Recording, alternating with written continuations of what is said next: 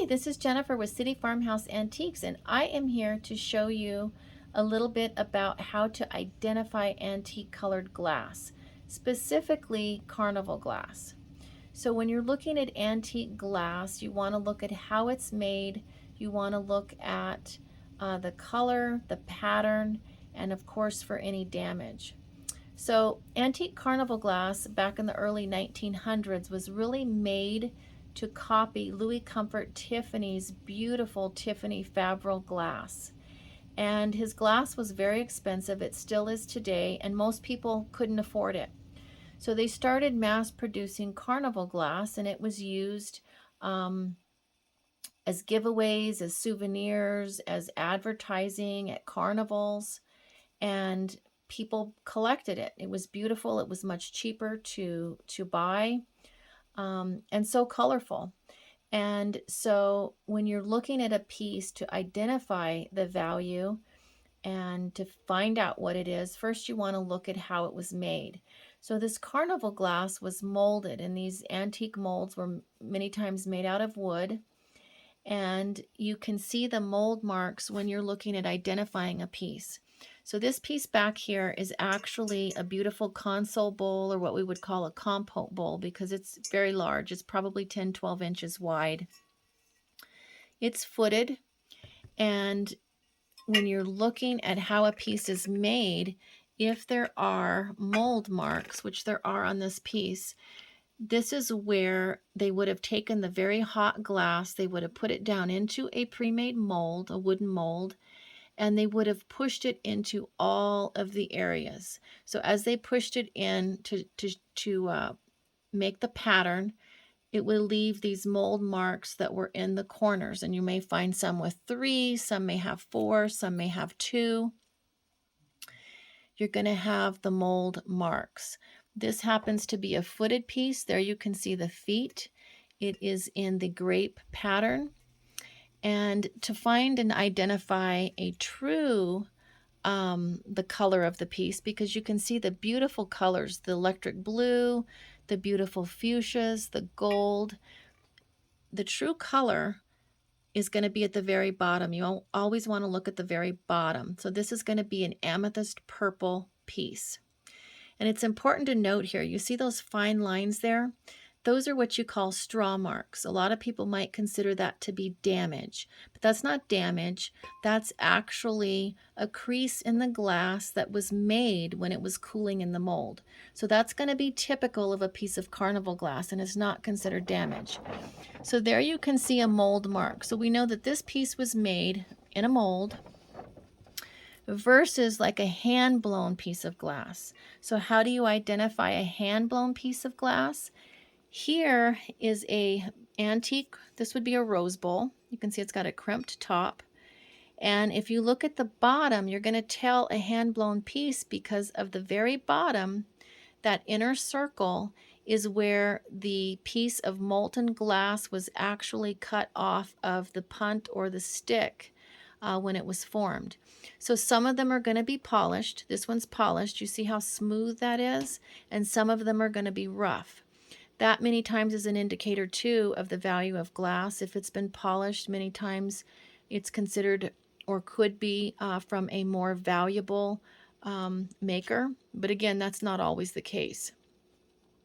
So that's the difference in identifying a piece made from a mold versus a piece of hand-blown glass. Your Carnival glass, again, is going to have these beautiful iridescent colors. You're going to see the mold marks. You may or may not see maker's marks. You also want to assess for damage. You can see the damage that's inside this piece. That's why I just don't recommend ever putting anything in a piece, because you can see that they can scratch and become damaged. Here you're going to see, we call them maker's marks, trademarks. What that is a logo. There in the bottom, you see the N with a circle around it. That stands for Northwood. So many pieces are not going to have a maker's mark. That's okay. It's still Carnival glass. We just have to identify them then based on the pattern, which gets tricky because as these glass houses closed in the early 19th century and on, Some of the other glass houses would purchase their molds. So they would purchase some of the same molds and patterns. So it's not uncommon to find the same mold by different glass companies depending upon the year and the time that they were made. So again, I've shown you how to identify the color, whether it is pressed into a mold or whether it was hand blown, and then the type of piece is important too. So this is a little footed piece. Again, this is the grape. And again, this one is not marked. It does have damage. Somebody put something in it, unfortunately. There you can see it's an amethyst or purple piece. You can see the mold lines there. Here's another piece in the marigold. This is what they called the marigold. And there's really over 60 different recognized colors.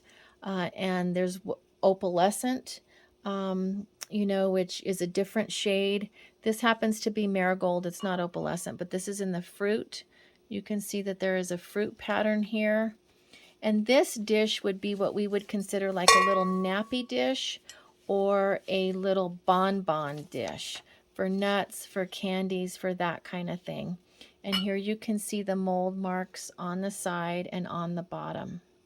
There's a bubble on this piece. Again, that looks like damage, but that was a bubble inside the glass.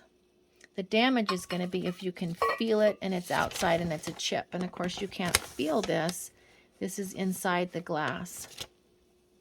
Here's another beautiful piece. This is of the peacock. Isn't that beautiful? And the iridescence. Again, it's going to be amethyst or purple on the bottom. This one does have a maker's mark. There you can see that this is also Northwood. See the in there? There you can see it. This piece over here is another cute piece. This is a little bonbon dish. You see how it's kind of has a low profile. It's a double-handled bonbon dish.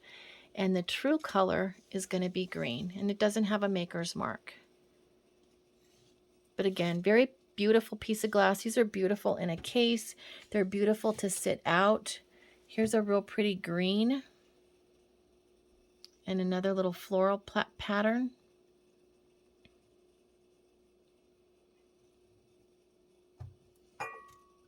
And again, if you see something you like, just message us in the chat box. We will have these pieces up on the website. I don't have them up there yet. But that doesn't mean that you can't purchase them and we can't ship them to you. This is another little bonbon dish in the question mark. Double-handled. There's another real pretty piece I will show you. This one was actually in my family. This is a compote bowl, so it's footed. It's a compote. Typically your compotes are going to be your footed taller bowls, or your lower, your big bowls. This is almost more of a console bowl, a bigger fruit bowl. And there you can see this beautiful pattern here. So there's hundreds of patterns, and you can identify those online. You know, there's a lot of great books that you can see. And the neat part is that every glass house did have their unique iridescent finish to these pieces. So based on the metallic salts that they used and the metals that they used, and based on the temperature when they applied them, that would dictate what color, what iridescence, and how strong or how deep it was when those salts were put on. And they actually mixed the chemicals in a separate building at the glass factory that they referred to as dope houses. And then they would apply them there, and then as they would dry, and then they would box them in straw, and they would ship them out. So this kind of gives you an idea of how to identify Carnival glass. We'll have more videos on identifying antique colored glass as well as antique crystal and those kinds of things. Be sure and check out all of our beautiful pieces on our website at www.cityfarmhouseantiques.com, where we have more than just antiques. We also have a lot of great spring decor Be sure and give us a like on Facebook, sign up for our newsletter so you can see all of our latest finds, and be sure and check out all of our latest videos. And let us know if there's something that you want us to cover in one of these videos to help you identify something you collect. See you next time.